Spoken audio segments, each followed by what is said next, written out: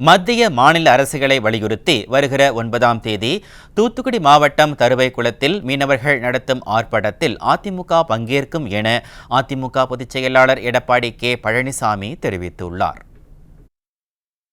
இது தொடர்பாக அவர் வெளியிட்டுள்ள அறிக்கையில், தமிழகத்தின் ஜீவாதார பிரச்சனையாக இருந்தாலும், மீனவர்கள் இலங்கை கடற்படையினரால் தாக்கப்படுவது உள்ளிட்ட பல்வேறு பிரச்சனைகளாக இருந்தாலும் அவற்றை தீர்த்து வைப்பதில் மத்திய அரசும் மாநில விடியா திமுக அரசும் பாராமுகமாக இருந்து வருவது மிகுந்த வேதனைக்குரிய விஷயமாகும் என குறிப்பிட்டுள்ளார்.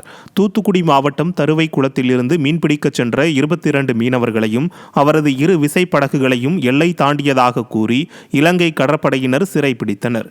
மேலும் மீனவர்களை மீட்டுத் தரக்கோரி மத்திய அரசுக்கும் மக்கள் நலனில் சிறிதும் அக்கறையில்லாத விடியா திமுக அரசுக்கும் மீனவர்கள் தொடர் கோரிக்கைகள் வைக்கப்பட்டும் உரிய தீர்வு காணப்படவில்லை என அதிமுக பொதுச் செயலாளர் குற்றம் சாட்டியுள்ளார். கடந்த 3ஆம் தேதி 12 மீனவர்களுக்கு அபராதம் விதித்ததோடு அபராதம் செலுத்த தவறினால் 6 மாத சிறை தண்டனையும் விதித்து தீர்ப்பளித்துள்ள நிலையில் எஞ்சியுள்ள 10 மீனவர்களை விடுவிக்க கோருவதற்கான தீர்ப்பு வருகிற 10ஆம் தேதி வழங்க இருப்பதாகவும் செய்திகள் தெரிவிப்பதாக குறிப்பிட்டுள்ளார்.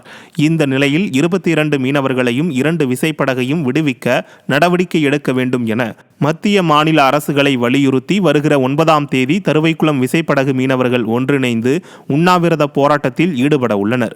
இதில் அதிமுக சார்பில் முன்னாள் அமைச்சர்கள் கடம்பூர் ராஜு, SP சண்முகநாதன், சீத செல்லப்பாண்டியன் ஆகியோர் பங்கேற்பார்கள் என அதிமுக பொதுச் செயலாளர் எடப்பாடி கே பழனிசாமி தெரிவித்துள்ளார்.